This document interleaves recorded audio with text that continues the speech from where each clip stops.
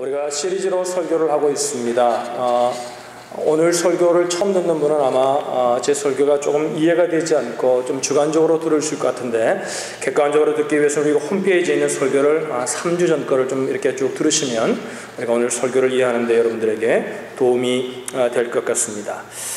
오늘은 우리가 거짓 신앙 체계에 대해서 우리가 좀 말씀을 살피려고 합니다. 제가 얼마 전에 한 몇 주 전에 드라마를 하나 다운받아서 보게 되었습니다. 거기 보면은 이런 스토리입니다. 부부가 열심히 서로를 위해, 제가 봐도 그 드라마가 그린 모습을 보면 제가 봐도 서로를 위해서 참 잘해보려고 노력함에도 불구하고 부부가 서로에 대해서 사랑을 느끼지 못하고 결국에는 이혼의 법정으로 가는 그런 내용이었습니다. 그러면서 이제 그 스토리를 다루는데 보면 이런 스토리입니다. 요약하면은 여러 가지 해프닝이 있었지만 정말 아내는 남편을 위해 자기 나름대로 노력을 합니다.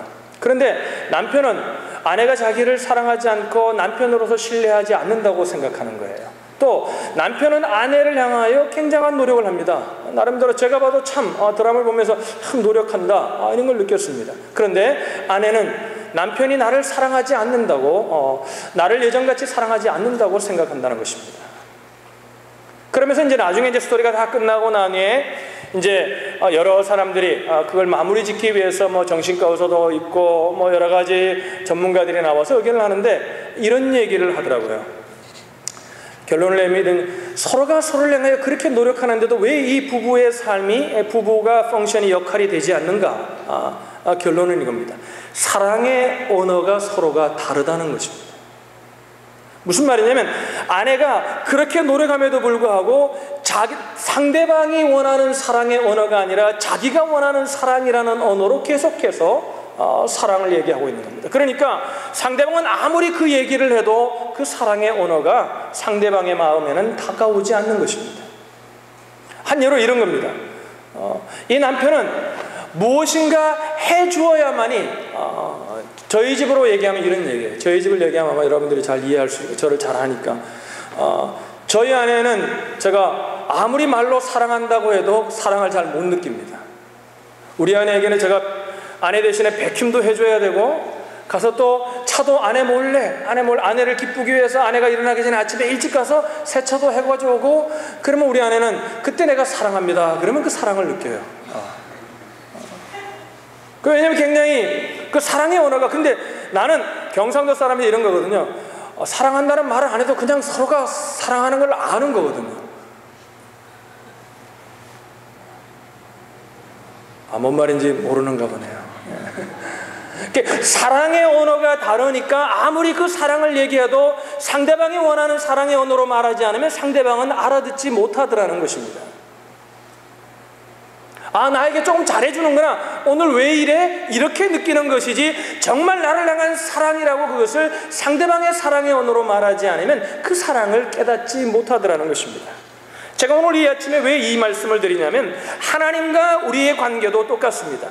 우리가 아무리 하나님을 사랑한다고 이렇게 하고 저렇게 하고 아무리 해도 우리가 하나님이 요구하시는 하나님의 사랑의 언어로 우리가 신앙의 삶을 살지 않으면 하나님은 그것을 사랑으로 받아들이지 않으신다는 것입니다. 왜 그렇습니까, 여러분? 하나님은 인격체이시고 하나님은 살아계신 분이기 때문에 그렇다는 것입니다. 나무나 모든 그냥 생명력이 없는 신, 그냥 나무에게 절하고 그런 사람들은 뭐예요? 그거는 생명력이 없으니까 그냥 나름대로 하면 되는 겁니다. 그런데 우리 하나님은, 그런데 아무렇게나 하면 되는 거죠. 하나님은 하나님의 말씀을 주셔서 이렇게 사랑할 때 하나님은 사랑을 느끼신다는 것입니다.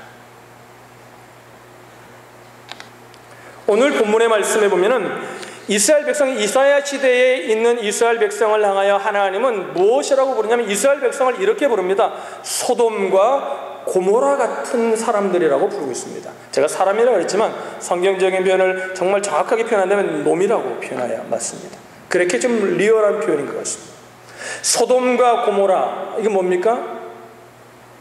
하나님이 그처럼 싫어하셔서 멸망시킬 수밖에 없었던, 하나님의 길을 떠나 있었던 소돔과 고모라 같다고 하나님은 그들을 향하여 말씀하고 있습니다.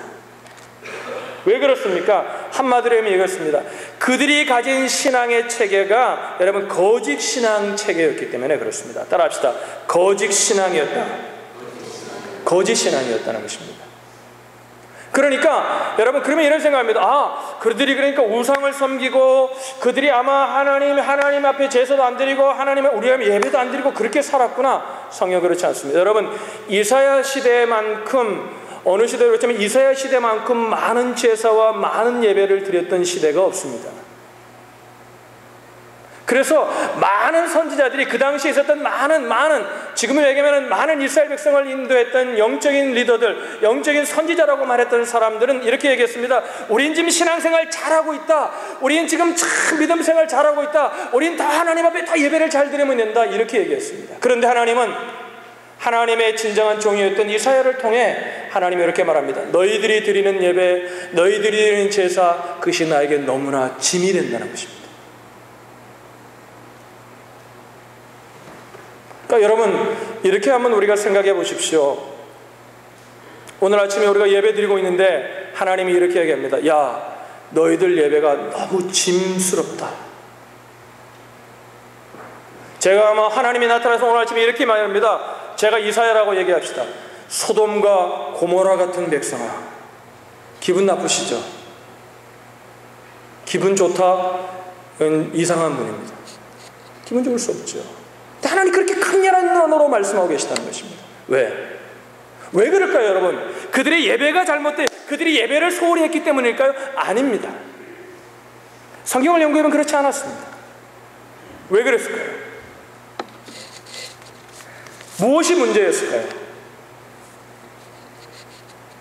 그럼 무엇이 문제였을까요? 신앙에 대한 이해가 하나님과 그들과는 달랐다는 것입니다. 하나님은 이런 것이라고 생각하는데 그들은 이런 것이라고 생각했다는 것입니다. 신앙생활에 대한 이해가 잘못되었다는 것입니다.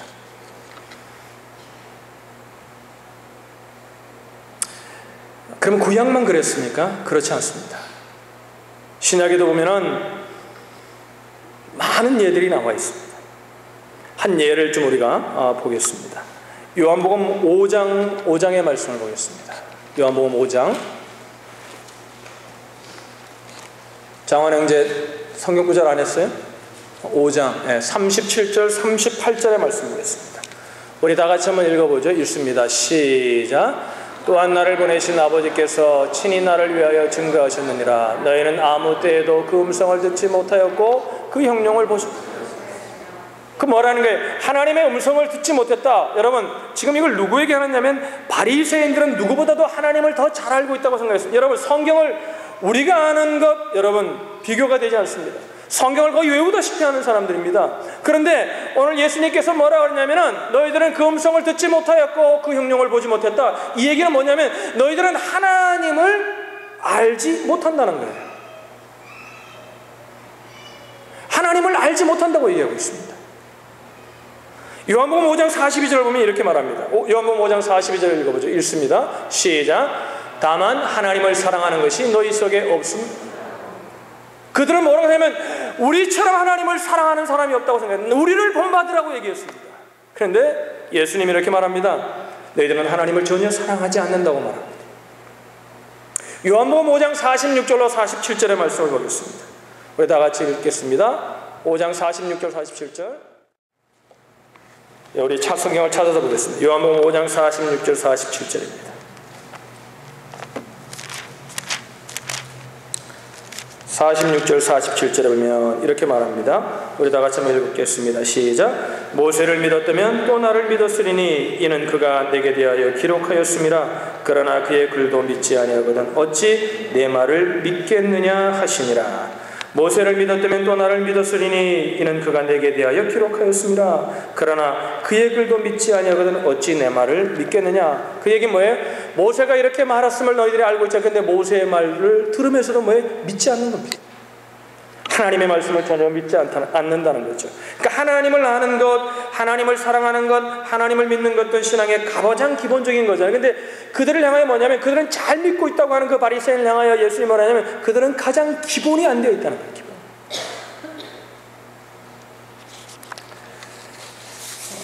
그러니까 거짓 신앙은 이런 겁니다, 여러분. 종교적인 삶의 모습이 없다는 것이 아니에요. 지금도 예배드리고 있고 지금도 그들은 뭐예요? 일에 한 번씩은 금식하고 바리새인들은 하나님 앞에 11조인데 박하의 11조까지 하나님 앞에 드리고 철저하게 믿고 있는데, 여러분 뭐예요? 그 종교적인 삶을 살고 있는 그들을 향하여 하나님 뭐라 그러냐면은, 그들은 하나님을 모르고 하나님을 사랑하지 않고 하나님을 믿지 않는다는 겁니다. 왜 그럴까 여러분? 종교적인 삶이 있어도 그 속에 진정한 생명이 없으면 nothing, 아무것도 아니라는 겁니다. 그러니까 거짓 신앙 체계는요, 신앙에 대한 왜곡된 이해라, 이렇게 우리가 정의할 수 있습니다. 그러니까 신앙의 모조품이라, 이렇게 또 강렬하게도 말할 수 있을 것입니다. 그럼 이렇게 생각합니다.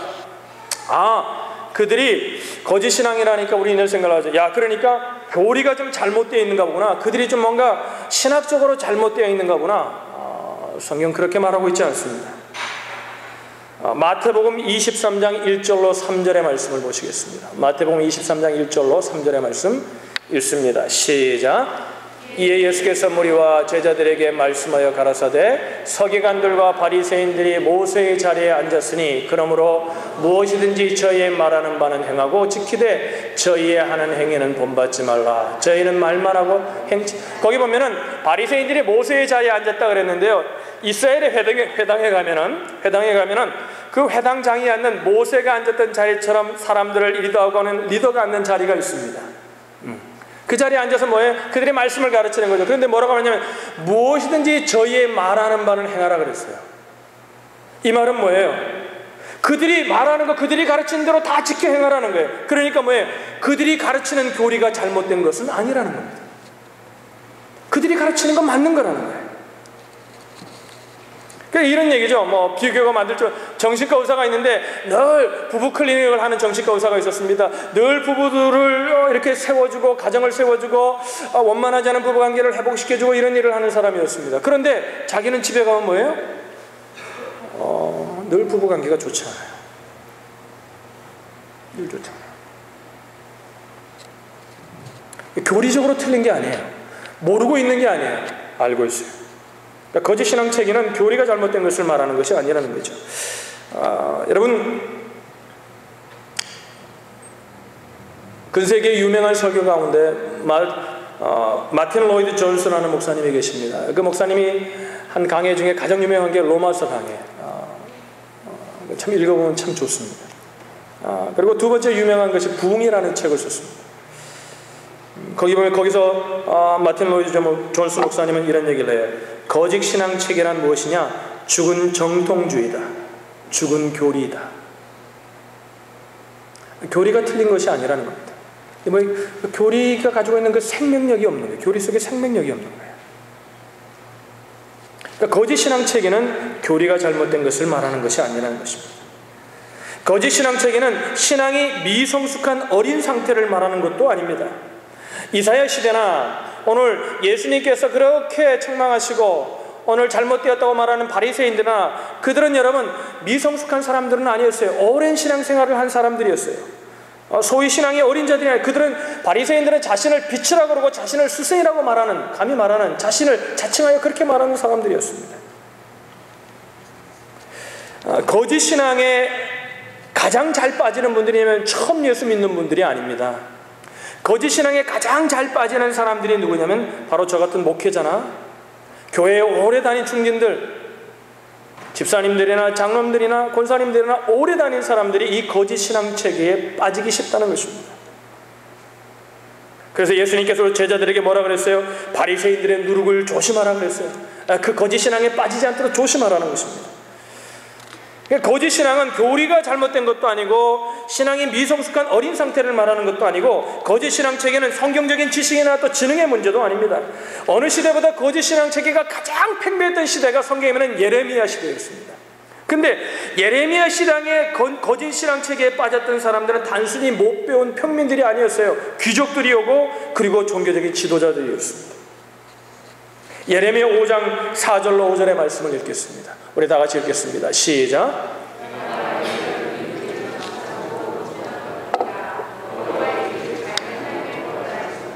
내가 귀인들에게 가서 그들에게 말하리라. 그들은 여호와의 길 자기 하나님의 법을 안 일제히 그 멍에를 꺾고 결박을 끊은지라. 뭐예요? 비천한 분들뿐만 아니라 지식이 많은 분들도 있었다는 것입니다. 평민들도 있었을 뿐만 아니라 여러분 종교적인 지도자, 귀족들도 있었다는 거죠. 오늘 설교를 다 잊어버려도 제가 지금 말하려고 하는 이 한 가지만을 여러분이 꼭 기억하시면 우리가 거짓 신앙 체계를 두려워하고 무서워하고 늘 경계할 수 있습니다.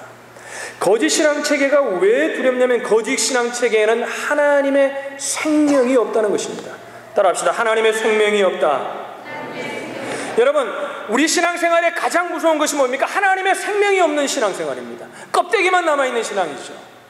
우리가 열심히 하나님을 예배하면도 뭐야? 어떨 때는 감정적으로 즐거웠지만 하나님의 생명, 여러분 하나님의 생명이 없다 이런 얘기는 이런 얘기예요. 어떤 우리가 조금 한두 가지 착한 일을 하지 않는다 이런 의미가 아닙니다. 하나님이 원하시는 생명의 열매가 우리 속에 나타나지 않는다는 거예요. 가장 무서운 짐은 뭐냐면 그 속에 하나님의 생명이 없다는 것입니다. 여러분, 저기 뒤에 오면은 꽃이 있습니다. 저는 어딜 늘 가면은 저건 좀 조화 같이 만들었어요. 제가 보니까 좀 오래된 것 같아요. 한 몇십 년 된 것 같아요.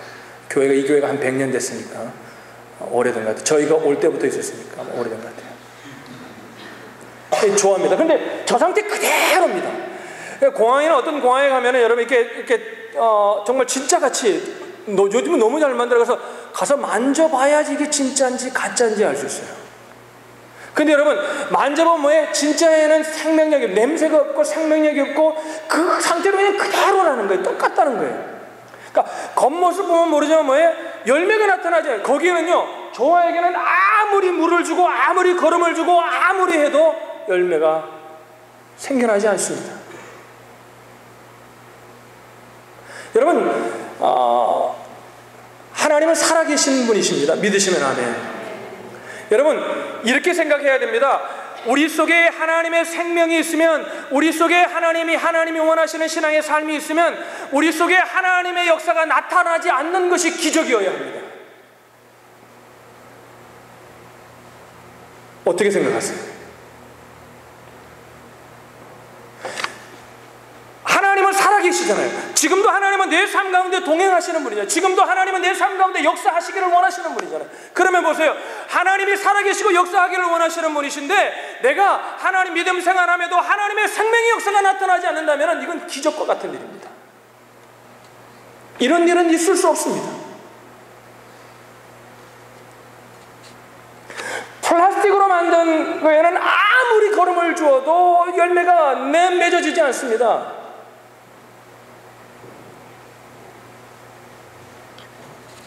그러니까 이렇게 생각하시면 좋을 것 같습니다. 올바른 신앙 가운데 있는지 아니면 내가 그냥 종교적인 삶 속에만 있는지 바로 다시 말씀해 거짓 신앙 체계에 있는지를 잴 수 있는 바로미터가 무엇이냐면 우리 가운데 하나님의 생명이 있는지 아닌지를 보면 안다는 것입니다. 그런데 이거는 누가 가장 잘하면 자신이 가장 잘합니다. 옆에 사람에게 얘기하십시오.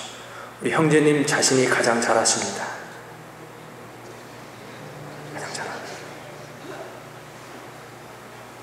그러니까 어떤 사람이 보기에는 똑같은 꽃인 것처럼 어떤 사람이 보기에는 신앙생활 잘하는 것 같습니다. 어떤 사람 보기에는 너무 믿음생활 잘하는 것 같습니다. 어떤 사람 보기에는 참 훌륭한 신앙을 가진 것 같습니다.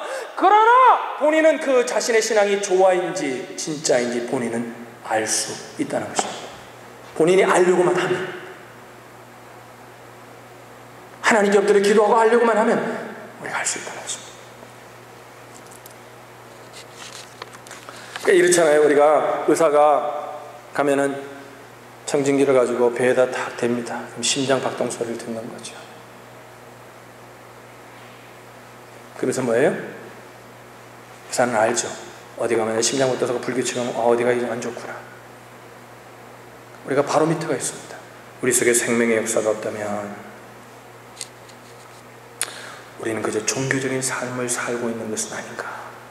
우리 자신을 돌아보아야 합니다. 저는 이런 생각을 합니다. 오늘 시리즈 설교를 좀 중단하고 우리가 유가족들도 그렇고 우리 오늘 성도들도 좀 마음이 아프니까 우리가 하늘을 소망하는 위로의 말씀을 좀 전하면 어떨까 생각을 했습니다. 그것도 위로가 되겠죠. 그래서 저는 이런 생각을 했습니다. 우리 입장이 아니라 하나님이라면, 지금 안집사님이 하늘나라 하나님 품에 안 계셔서 지금도 아마 저는 오늘 제가 칼럼에 썼지만 예수님 옆에서 우리를 위해 기도하고 있음을 믿습니다. 그 안집사님이라면 뭔 말을 하길 원할까? 이런 생각을 했습니다. 우리가 만약에 잘못된 신앙 속에 있다면 우리 안집사님은 우리가 돌아오기를 위해 기도할 것입니다. 오늘날 저와 여러분들을 향한, 교회를 향한 가장 사탄의 치명적인 공격이 무엇인 줄 압니까? 우리 속에 거짓 신앙 체계를 심어놓는 것입니다. 종교적인 삶을 살게 하는 것입니다. 우리 속에 하나님을 사랑하는 사랑도 없고, 하나님과의 친밀한 교제, 하나님과 함께 동행하는 삶이 가장 중요하다는 것도 모르고 그렇게 살게 하는 것입니다. 제 말씀을 정리하려고 합니다. 우리가 어린이는 아니지만 이솝 우화에 나오는 그 스토리가 저는 이 설교를 준비하면서 기억이 났습니다. 어느 날 여우가 너무나 힘이 들어가지고 지쳐가지고 여우가 있는데 이렇게 불평을 합니다. 나는 왜 저 악어 같은 이빨도 없고, 나는 맨날 쫓겨다니고, 나는 왜 그 사자 같은 그런 힘도 없고, 나는 왜 그렇게 태어나지 못했을까? 그리고 막 자기 신세를 여우가 한탄하고 있었습니다. 그런데 한탄하고 있는데 갑자기 뒤에 빛이 이제 쭉 서양경에 지고 있는데 자기의 그림자가 보이는 겁니다. 그런데 그림자를 보니까 그림자가 어마어마하게 큰 겁니다. 그 그림자를 보면서 이런 생각합니다. 야, 내가 이렇게 큰가? 야, 내가 이렇게 크냐? 야, 이건 나도 굉장하구나. 그러니까 그림자가 점점점 커지는 것처럼 보이는 겁니다. 그래서 모든 동물들을 다 모아놓고 훈계합니다. 너희들이 이제 까불지 마라. 쉽게 얘기하면 이렇게 표현하지 않았지만 이런 내용입니다. 야, 너희들 이제 나한테 까불지 마라. 사자 너 말 잘 들으라. 어떻게 됐어요? 그 이솝 우화에 보면은 그날 여우는 사자와 모든 맹수들에게 맞아서 터지도록 맞고 죽었습니다. 그림자가 자기인 것처럼 속았기에 그는 자기 자신을 잘못 판단하고 있었던 것입니다. 사랑하는 오늘의 교우 여러분, 우리가 헌금 생활을 얼마 하고 우리가 예배를 얼마나 드리고 그것이 귀하지 않다는 얘기가 아닙니다. 그러나 그것이 우리의 신앙은 아니라는 것입니다. 그것은 우리가 신앙의 본질을 담는 그릇일 뿐이라는 것입니다. 그릇이 필요 없다는 얘기가 아닙니다. 그릇이 너무나 귀한 것입니다. 그러나 우리 속에 하나님을 향한 진정한 사랑이 없고, 하나님과의 친밀한 교제가 없고, 우리 속에 하나님의 뜻을 분별할 수 있는 영적인 분별력이 없고, 하나님의 뜻이 우리 속에 삶 속에 보여지지 않는 그런 믿음의 삶을 산다면은, 오늘 우리가 지난 3주 동안 살폈던 그 신앙의 본질의 모습이 없다면 우리의 신앙도 바리새인의 신앙과 다를 바 없다는 것입니다. 그림자에게 쏟고 있는 여우의 모습과 별다를 바가 없을 수 있다는 것입니다. 사랑하는 오늘의 지체 여러분, 바리새인들이나 거짓 선지자들이 내놓고 사탄을 섬기지 않았습니다. 그들의 배후의 신앙과 내 배후에 사탄이 있다는 것을 그들은 모르고 있었습니다. 오늘 새학기를 시작하는 우리 형제자매들, 여러분, 우리의 신앙이 종교적인 모습 속에 있어서는 안 됩니다. 우리의 신앙 속에 생명력이 있는 저와 여러분들이 되시기를 주님의 이름으로 축복합니다. 기도하겠습니다.